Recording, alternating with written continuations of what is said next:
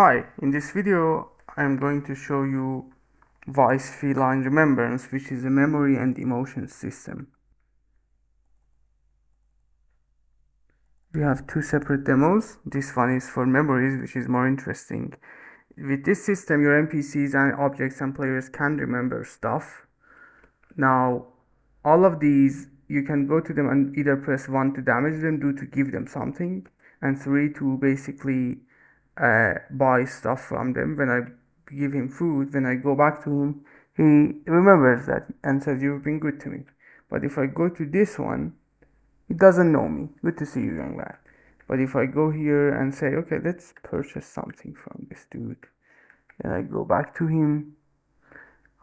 I guess I wasn't close enough. Now, if I go back to him, it says "Good to see you back" because he knows me. And if I can, like, when I do an action, I can send the memory to all of them, and I do that for damage.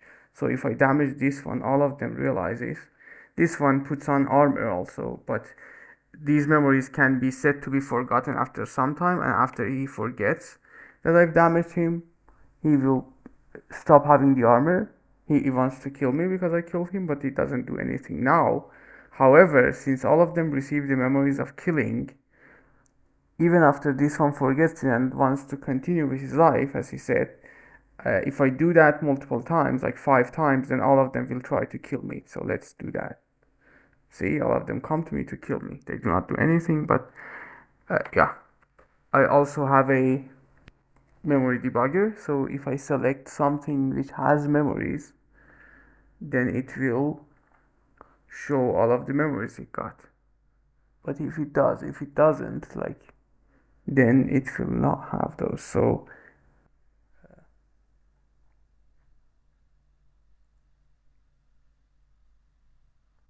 if I go to one of them and do something to them, they will show up here. Now they all forgotten all of the things that happened, so let me do that. I try to kill them again. These are the text meshes, and as you can see here, these are the memories which I can open and analyze and see what are they and who did them, and all of the values that they could have, their start time, their end time, after how much they will be forgotten, blah blah blah. They have the shopkeeper as the target. The memory type is 2, which is an enum which I defined in the code. Let's look at the emotion system as well before looking at the code. So the emotions demo is less interesting. There is an emotion box which you can make more angry or more loving. Uh, Pressing right arrow will make it like more angry. 0 will left will make it less angry, and it affects scale. Up and down will affect love and will be like making it more blue or more red. There's a debugger for that as well, because we love to make good debuggers. So when you open the emotions debugger, if what you like selected has an emotions component, it will show the values for different emotions they got. So sometimes Unity's editor doesn't register if you don't move the mouse for Windows. So yeah, when I move the mouse to the window, the values will update, so it doesn't take performance from your system. Yeah, and this is its debugger. And if I want to show you, like, emotions have a definition which you create and say what emotions you have and how they get combined, because there is a method in the emotion component that basically the emotion component takes two emotion definitions, one for general emotions and the other is for emotions toward a specific object, and then you can say affect my emotions of you based on whatever you feel about me, and then those max and min and average combined values will be like effective. The sample code, of course, can be studied here. So to have it high performance, you should get the index of the emotion love or anger first, and then you can set their values, or in the case of the arrow keys, add or remove from them. And let's take a look at the more complex memories one. So this code is like there is an enum for different things that they can do to each other. We put that in memory type.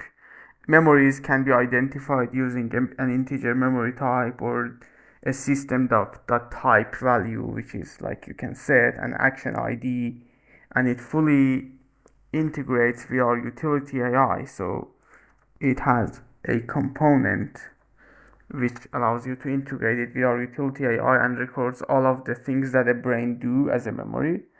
Uh, so as you can see, it's very easy to work with. You get your memory component. You can register code for when a memory is added. This is what I do for the memories which damage us. Basically, when someone tries to damage us, what we do is that we see if it's a damage for us, because as I told you, I registered the memory of damaging for other NPCs as well. And if it's us, then I will make our color gray to like make it look like armor. If it is more than 5 memories overall, no matter who it is affecting, then we will try to move toward the player.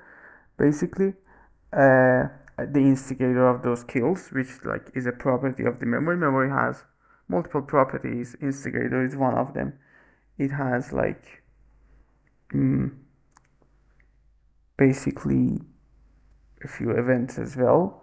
There is a memory type which we are using here with that enum. It has start time, end time, after how much it will be forgotten. If it's 0, then it will never be forgotten. Where it happened, basically. It has a system, the type, which if you want to set a class for the memory, it has initiator and target, like who started whatever happened and who was the target of it. It has an action ID and it has an additional data if you want to set something custom and use. And then here for forget memory, I do something similar. If the memory is a damaged memory, then I will just make myself white again and said let's like do not live scared, and that's a good thing overall. And here I get all of the agents because I need them, and that doesn't matter much. Like it's easy. And we have a zone object, so if somebody enters our zone, then we will, based on the memory that we have, like as you can see, I say okay, somebody entered my zone, so let's get the last memory we have of him. And this method has too many overloads, like get closest memory to time, and you can use it to like get like the last memory of a specific target or with a specific type. Many overloads. It can also take a predicate to filter all memories, and then based on this memory we will show a message. And what else? Here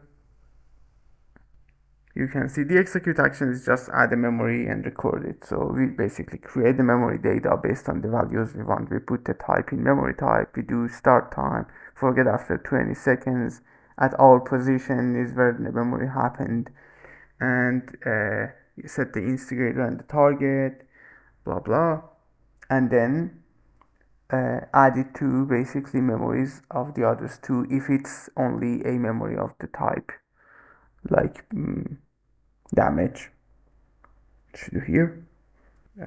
And we have some rudimentary input processing, so we can, as the player, basically if this boolean is true, the player has the same component, but the only difference is that it has like the